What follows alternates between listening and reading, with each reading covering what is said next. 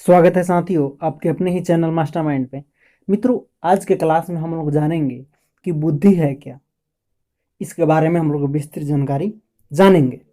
ध्यानपूर्वक वीडियो को पूरा लास्ट तक सुनने का आप लोग काम कीजिएगा। देखिए, मानव के संदर्भ में अगर बुद्धि की बात किया जाए तो बुद्धि एक महत्वपूर्ण घटक है जो उसे समस्याओं को समाधान करने एवं उद्देश्यों को प्राप्त करने में सक्षम बनाती है। साथियों, इंटेलिजेंस कहलाती है, बुद्धि कहलाती है। हम बात करते हैं 1879 को, ठीक है ना।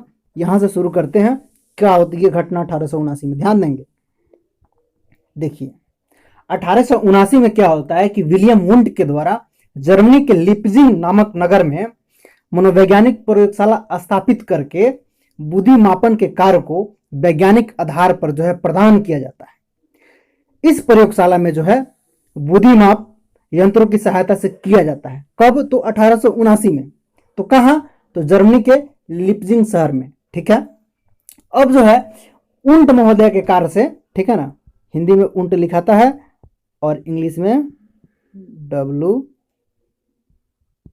WUNDT लिखाता है, ठीक है, ध्यान रखिएगा।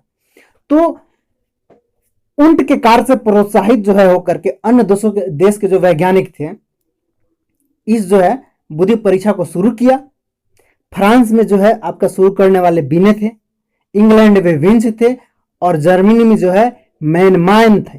जर्मनी में मैनमान, और जो है अमेरिका में आपका थॉर्नडाइक था, लेकिन थॉर्नडाइक का पूरा नाम एडवर्ड ली थॉर्नडाइक है, याद रखिएगा। ये अमेरिकन जो है साइकोलॉजिस्ट थे, कोलंबिया यूनिवर्सिटी से पढ़े हुए हैं। आगे हम आपको इनका पिक्चर भी दिखाएंगे, घबराइए मत आप, ठीक है।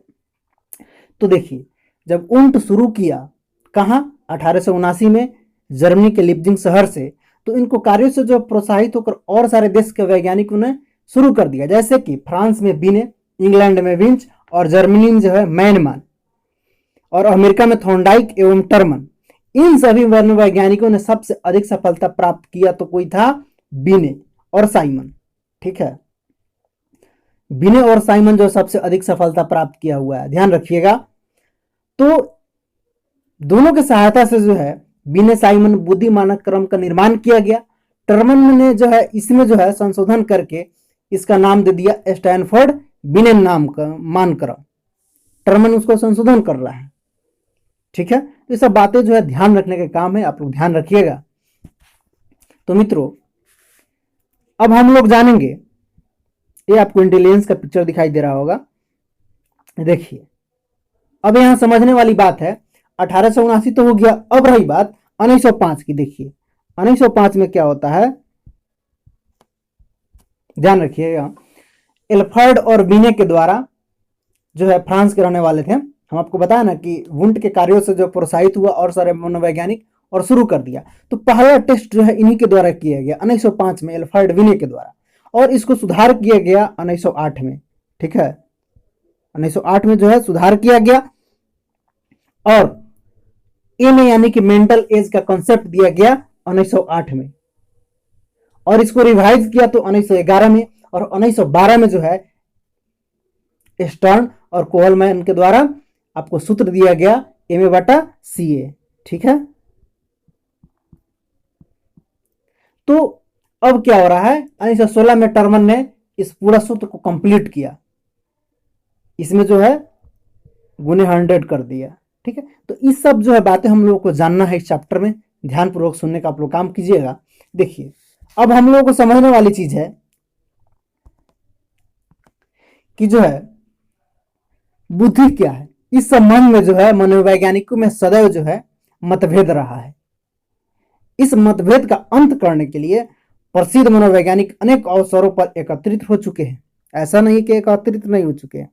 रही बात 1910 में, ठीक है ना, 1910 में क्या हुआ कि अंग्रेज मनोवैज्ञानिक की सभा, और 1921 में अमेरिकी मनोवैज्ञानिक की सभा होती है, ठीक है। और 1923 में विश्व मनोवैज्ञानिकों के अंतर्राष्ट्रीय परिषद होती है, जैसा कि रॉस की किताब में लिखा गया है, ठीक है।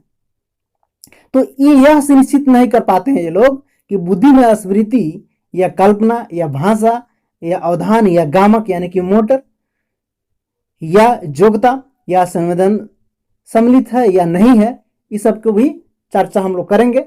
देखिए, तो वुडवर्थ के अनुसार बुद्धि क्या है आपका? वुडवर्थ के अनुसार बुद्धि कार्य करने की एक विधि है, ध्यान रखिएगा। टर्मन के अनुसार अगर परिभाषा पूछे तो बताइएगा, बुद्धि अमूर्त विचारों को बारे में सोचने की योग्यता बुद्धि कहलाती है। तो इन्हीं सब बातों को हम लोग जानेंगे। चलिए, कहा जा रहा है कि इंटेलिजेंस यानी कि बुद्धि शब्द का प्रयोग सामान्य प्रज्ञा, प्रतिभा, ज्ञान, समझ इत्यादि के अर्थों में किया जाता है। यह वह शक्ति है जो हमें समस्याओं का समाधान करने एवं उद्देश्यों को प्राप्त करने में सक्षम बनाती है। बुद्धि के संदर्भ में मनोवैज्ञानिकों में मतभेद है। हम आपको बताया कि बहुत बड़ा मतभेद है। 1910 में क्या हुआ कि अंग्रेज मनोवैज्ञानिक की सभा और 1921 में अमेरिकी मनोवैज्ञानिक की सभा हुई और 1923 में विश्व के मनोवैज्ञानिकों की अंतर्राष्ट्रीय परिषद हुई। तो उसमें जो है अलग अलग जो है मनोवैज्ञानिकों ने अलग अलग अपना विचार दिया। वुडवर्थ ने बताया बुद्धि कार्य करने की एक विधि है। टर्मन ने बताया बुद्धि अमूर्त विचारों के बारे में सोचने की योग्यता है। वुड्रो ने बताया बुद्धि ज्ञान अर्जन करने की क्षमता है।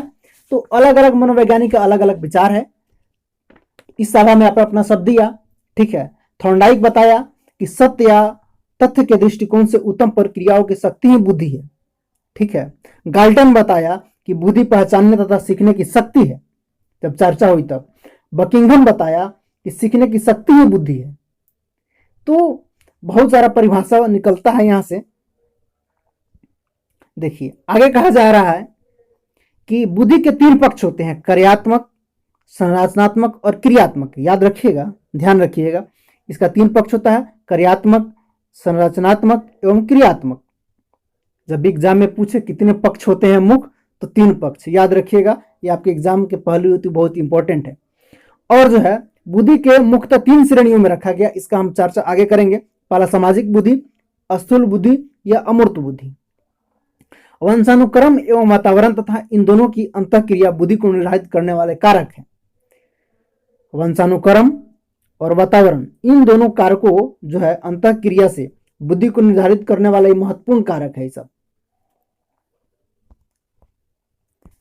देखिए, अब जो है बुद्धि से जो है संबंधित विभिन्न जो है दृष्टिकोण से बुद्धि को स्वरूप पर प्रकाश डालते हैं, किसी न किसी रूप में हम व्याख्या करते हैं। इसके अतिरिक्त बुद्धि के संबंध में भी अनेक जो है लेखक की परिभाषाएं उद्धृत की जा सकती हैं। अगर मोटे तौर पर अगर देखा जाए तो सीखने की योग्यता आपका बुद्धि कहलाता है, यानी कि एबिलिटी टू लर्न, ठीक है। अमूर्त चिंतन की योग्यता आपका क्या कहलाएगा भाई? बुद्धि कहलाएगा। समस्या को समाधान करने की योग्यता आपको क्या कहलाएगा? बुद्धि कहलाएगा। अनुभव से लाभ उठाने की योग्यता आपका बुद्धि कहलाएगा। संबंधों को समझने की योग्यता आपका बुद्धि कहलाएगा। अपने वातावरण से सामंजस्य स्थापित करने की योग्यता आपका बुद्धि कहलाएगा। तो बहुत सारे फैक्ट है, तो वही सब परिभाषा दिया गया है। L.M. टर्मन ने बुद्धि की परिभाषा इस प्रकार दी है, बुद्धि अमूर्त विचारों के संदर्भ में सोचने की योग्यता है। तो जब सभा हुई तो अलग अलग मनोवैज्ञानिकों के द्वारा अलग अलग जो है परिषद में इन लोगों ने अपना विचार रखा। 1923 में अंतरराष्ट्रीय परिषद हुआ वहां। तो स्टर्न के अनुसार बुद्धि व्यक्ति की वह समान योग्यता है जिसके द्वारा सचेत रूप से नवीन आवश्यकताओं के अनुसार चिंतन करता है। इस तरह नवीन की नई समस्या एवं स्थितियों के अनुसार अपने आप को ढालने की समान मानसिक योग्यता बुद्धि कहलाती है। प्रिंटर के अनुसार जीवन की अपेक्षाकृत नवीन परिस्थितियों से अपना सामंजस्य करने की शक्ति की योग्यता ही आपका बुद्धि कहलाता है।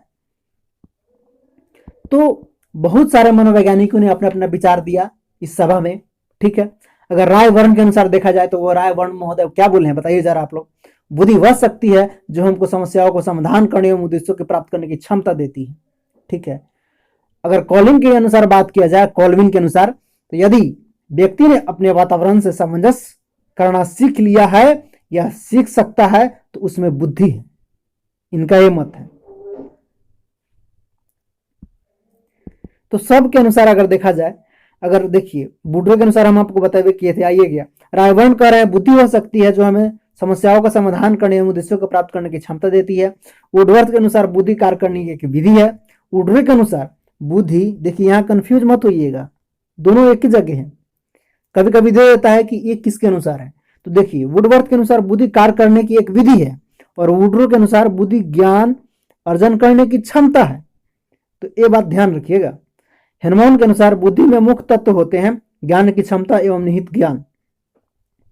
अगर हम लोग थॉर्नडाई के अनुसार बात करते हैं तो थॉर्नडाई के अनुसार सत्य या तथ्य के दृष्टिकोण से उत्तम प्रतिक्रियाओं की शक्ति ही आपका बुद्धि कहलाता है।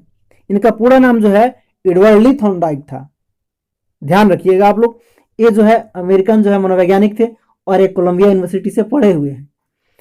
तो कॉल्मिन के अनुसार हम आपको बताइए दिए हैं, यदि व्यक्ति ने अपने वातावरण से सामंजस्य करना सीख लिया, सीख सकता है, तो उसमें बुद्धि है। तो आगे कहा जा रहा है कि उपयुक्त परिभाषाओं के अनुसार हम कह सकते हैं कि बुद्धि अमूर्त चिंतन की योग्यता, अनुभव से लाभ उठाने की योग्यता, अपने वातावरण से सामंजस्य करने की योग्यता, सीखने की योग्यता, समस्या समाधान करने की योग्यता तथा संबंधों को समझने की योग्यता ही आपका बुद्धि कहलाती है, इंटेलिजेंस कहलाता है। देखिए अब हम लोगों को पढ़ना है, ठीक है, बुद्धि के प्रकार। ठीक है, बुद्धि का विभाजन करना एक कठिन कार्य है, बहुत कठिन कार्य है, समझे। बुद्धि तो वह क्षमता जिसका उपयोग व्यक्ति विभिन्न परिस्थितियों तथा परिवेश में करता है, इसके आधार पर वर्गीकरण किया गया। ठीक है, तो वर्गीकरण किया गया उसको हम लोग देखेंगे। ये आपको जो है हम पिक्चर दिखा रहे हैं, बताइए आप किस बुद्धि का, जरा आप लोग बताइए, पिक्चर को देखकर बताने का काम कीजिए। तो ये आपका बताइए मूर्त बुद्धि है, कॉन्क्रीट इंटेलिजेंस है। इसमें क्या होता है हम आगे आपको चर्चा कर रहे हैं, घबराइए मत। चलिए देखिए अब हम लोग को पढ़ना है बुद्धि के प्रकार। ध्यान रखिएगा, काइंड्स ऑफ इंटेलिजेंस। बुद्धि का विभाजन करना हमको क्या बोले कि कठिन कार्य है। बुद्धि वह क्षमता है जिसका उपयोग व्यक्ति विभिन्न परिस्थितियों तथा परिवेश में करता है। इस आधार पर बुद्धि का वर्गीकरण विद्वानों ने किया। किस आधार पर किया? तो कार्य के आधार पर, जैसे कि व्यक्ति के जो है परिवेश में रहना, विभिन्न परिस्थितियों में रहता है, उसके आधार पर किया। ठीक है, तो गैरिट के अनुसार, ठीक है, बुद्धि 3 प्रकार का उल्लेख किया गया है। पहला मूर्त बुद्धि यानी कि कॉन्क्रीट जो इंटेलिजेंस। इस बुद्धि को गामक या यांत्रिक बुद्धि, मोटर और मैकेनिकल इंटेलिजेंस भी कहते हैं। इसका संबंध यंत्रों और मशीनों से होता है। जिस व्यक्ति में यह बुद्धि होता है वह यंत्रों और मशीनों कार्य में विशेष रुचि लेता है। तो किस किस व्यक्ति में होता है भाई मूर्त बुद्धि, बताइए आप लोग। यह बुद्धि जो है अच्छे जो कारीगर रहते हैं उसमें होता है, मैकेनिक में होता है और एक इंजीनियर महोदय में भी होता है। इंजीनियर सब में कौन बुद्धि रहेगा? तो मूर्त बुद्धि रहेगा, याद रखिएगा। कॉन्करेंट इंटेलिजेंस इसको बोलते हैं, मूर्त बुद्धि। और औद्योगिक जो कार्यकर्ता रहते हैं उसमें भी ये बुद्धि पाया जाता है। अब हम लोगों को पढ़ना है अब्स्ट्रैक्ट बुद्धि यानी कि अमूर्त बुद्धि। अमूर्त बुद्धि किनमें पाया जाता है, जरा ध्यान रखिएगा। इस बुद्धि का संबंध पुस्तकीय ज्ञान से होता है। जिस व्यक्ति में यह बुद्धि होती है वह ज्ञान का अर्जन करने में विशेष रुचि लेता है। जैसे कि आप, जो व्यक्ति में ज्ञान अर्जन करने की क्षमता विशेष होता है वो मूर्त बुद्धि कहलाता है। अतः इस बुद्धि के व्यक्ति अच्छे वकील होते हैं, डॉक्टर होते हैं, दार्शनिक होते हैं, चित्रकार होते हैं और साहित्यकार होते हैं। तो ऐसे ऐसे व्यक्तियों में अमूर्त बुद्धि पाया जाता है। वकील में, डॉक्टर महोदय में, दार्शनिक में, चित्रकार में और साहित्यकार में, इन सबों में जो है अब्स्ट्रैक्ट इंटेलिजेंस पाया जाता है। तो ध्यान रखने की चीज है, ध्यान रखिएगा। आपका नेक्स्ट है सामाजिक बुद्धि, सोशल इंटेलिजेंस। यह बुद्धि का संबंध व्यक्तिगत और सामाजिक कार्यों से होता है। जिस व्यक्ति में यह बुद्धि होती है वह व्यक्ति क्या होता है? मिलनसार होता है। और जिसमें सोशल इंटेलिजेंस नहीं है वो मिलनसार नहीं होता है, ध्यान रखिएगा, वही झगड़ालू होता है। तो सामाजिक कार्यों में रुचि लेता है वो व्यक्ति जिसमें सामाजिक बुद्धि होता है। अब देखिए, मानव संबंध के ज्ञान से परिपूर्ण होता है वह व्यक्ति। अतः इस बुद्धि के व्यक्ति अच्छे मंत्री होते हैं, व्यवसाय होते हैं, कूटनीतिक होते हैं और सामाजिक कार्यकर्ता होते हैं। तो ऐसे व्यक्ति में पाया जाता है, व्यवसाय करने वाले में कूटनीतिक जो होते हैं और सामाजिक कार्यकर्ता होते हैं, अच्छे मंत्री होते हैं, इसमें जो है सोशल इंटेलिजेंस पाया जाता है। चलिए, कोई दिक्कत हो तो बोलिए, ध्यानपूर्वक सुनिए आप लोग, बहुत अच्छा चैप्टर है। हम लोग आगे बढ़ते हैं। देखिए, हम आपको एक पिक्चर दिखा रहे हैं, किसका? तो अब्स्ट्रैक्ट इंटेलिजेंस का। इसमें क्या है, जो पुस्तकीय ज्ञान अर्जन करने की क्षमता होता है, विशेष रुचि लेता है इसमें। तो इसमें जो है कौन कौन आएगा? एक वकील आएगा, एक जो है डॉक्टर महोदय आएंगे, एक दार्शनिक आएगा, एक चित्रकार आएगा, ये सब इसी के अंतर्गत आता है। अब्स्ट्रैक्ट बुद्धि के, अब्स्ट्रैक्ट जो है इंटेलिजेंस के अंतर्गत ये लोग आएगा। एक पिक्चर था आपका अमूर्त बुद्धि का, ये भी उसी का है मित्रों, ठीक है ना, अब्स्ट्रैक्ट इंटेलिजेंस का ही पिक्चर है। इसमें दार्शनिक आते हैं, चित्रकार आते हैं, साहित्यकार आते हैं, वकील आते हैं और डॉक्टर आते हैं। ऐसे बुद्धि वाले व्यक्ति में अब्स्ट्रैक्ट बुद्धि पाया जाता है, जो है पुस्तकीय ज्ञान में रुचि लेता है, ज्ञान अर्जन करने की विशेष रुचि रखता है। चलिए अब हम लोगों को पढ़ना है किसके अनुसार, तो ये आपने क्या पढ़ा, आपने पढ़ा गैरिट के अनुसार। अब हमको थॉर्नडाइक के अनुसार पढ़ना है। थॉर्नडाइक ने भी बुद्धि का वर्गीकरण किस प्रकार किया है, इस बातों को समझना होगा। और थॉर्नडाइक महोदय, एडवर्ड ली थॉर्नडाइक इनका पूरा नाम है, ये अमेरिकन साइकोलॉजिस्ट है, ये कोलंबिया यूनिवर्सिटी से पढ़े हैं। चलिए चर्चा करते हैं। तो शायद आपको दिखाई दे रहा होगा, कोई दिक्कत हो तो बोलिए। तो इनके अनुसार जो है पहला अमूर्त बुद्धि, अमूर्त बुद्धि के बारे में आपको बता ही दिए, क्या किसमें पाया जाता है। अमूर्त बुद्धि ज्ञान पार्जन के लिए प्रयोग की जाने वाली शब्दों का प्रतीक समस्या समाधान के रूप में अमूर्त बुद्धि का प्रयोग किया जाता है। सामाजिक बुद्धि, जो सामाजिक से रिलेटेड रहते हैं, समाज से रिलेटेड रहते हैं, सामाजिक कार्यकर्ता रहते हैं, कूटनीतिक रहते हैं, इनमें पाया जाता है। तो इन्होंने 3 प्रकार बताया, अमूर्त यानी कि अब्स्ट्रैक्ट, सोशल और मोटर यानी कि यांत्रिक। इस बुद्धि की सहायता से व्यक्ति यंत्रों और भौतिक वस्तुओं को परिचालन करता है। ऐसे व्यक्ति में जो है इंजीनियर, मैकेनिक और तकनीशियन आदि होते हैं। देखिए ये आपका एडवर्ड ली थॉर्नडाइक है, जो आपको पिक्चर दिखाई दे रहा है, ये जो है इनका पूरा नाम एडवर्ड ली थॉर्नडाइक है, इसको शॉर्ट कोट में बोला जाता है ईएल थॉर्नडाइक। ये जो है कोलंबिया यूनिवर्सिटी से पढ़े हैं, अमेरिकन साइकोलॉजिस्ट थे। तो ये जो आपको पिक्चर दिखाई जा रहा है किसका, जरा बताइए। सामाजिक बुद्धि का है, सोशल इंटेलिजेंस का है। सोशल इंटेलिजेंस के अंतर्गत आपको व्यवसायी आता है, अच्छे मंत्री सब आएंगे, सामाजिक कार्यकर्ता आएंगे, कूटनीतिक आता है, ठीक है, ध्यान रखिएगा। ये भी आपका सोशल इंटेलिजेंस का पिक्चर है, देखिए।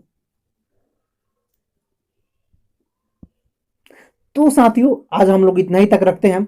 अगले क्लास में हम लोग पढ़ेंगे बुद्धि के सिद्धांत यानी कि थ्योरी ऑफ इंटेलिजेंस। इसके बाद में जो है थ्योरी ऑफ इंटेलिजेंस के अंतर्गत आपको आता है यूनिफैक्टर थ्योरी, ठीक है, यानी कि 1 खंड का सिद्धांत, 2 फैक्टर थ्योरी 2 खंड का सिद्धांत, 3 फैक्टर थ्योरी 3 खंड का सिद्धांत, मल्टी फैक्टर थ्योरी बहुखंड का सिद्धांत और क्वांटिटी थ्योरी यानी कि मात्रा का सिद्धांत। तो इस सब की चर्चा जो है हम लोग अगले क्लास में करेंगे।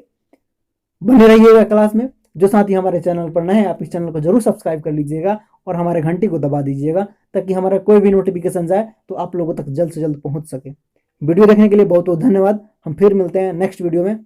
जय हिंद, जय भारत।